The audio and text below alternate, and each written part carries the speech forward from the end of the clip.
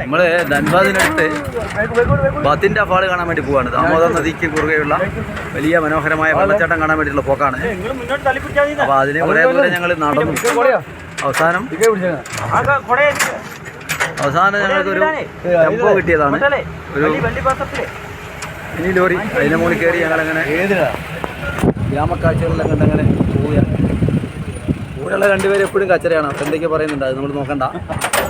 പിന്നെ ഗ്രാമക്കാഴ്ചകൾ നമുക്ക് നന്നായിട്ട് കാണാൻ കഴിയുന്നുണ്ട്.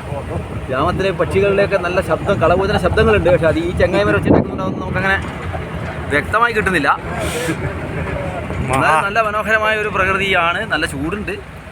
ധൻബാദാണ് കനികളുടെ നാടാണ്. അതിന് ഇടയിൽ രൂപപ്പെട്ട ഒരു സിറ്റിയും അതിനോട് ചേർന്ന് കുറച്ച് മാറി 10 കിലോമീറ്റർ അകലെയുള്ള ദാമോദർ നദിയുടെ ഒരു ഭാഗത്ത് രൂപപ്പെട്ടിരിക്കുന്ന വലിയ വെള്ളച്ചാട്ടമാണ്. ഈ ചോട്ടാനാഗപ്പൂർ പ്ലേറ്റിൽ എല്ലാ സ്ഥലത്തും ഇങ്ങനെ വലിയ വെള്ളച്ചാട്ടങ്ങൾ രൂപപ്പെട്ടിട്ടുണ്ട്. പല സ്ഥലത്തായിട്ടുണ്ട്. മുമ്പ് നമ്മൾ റാഞ്ചിയിൽ നിന്ന് കണ്ടതാണ്. പല സ്ഥലത്തായിട്ടുണ്ട്.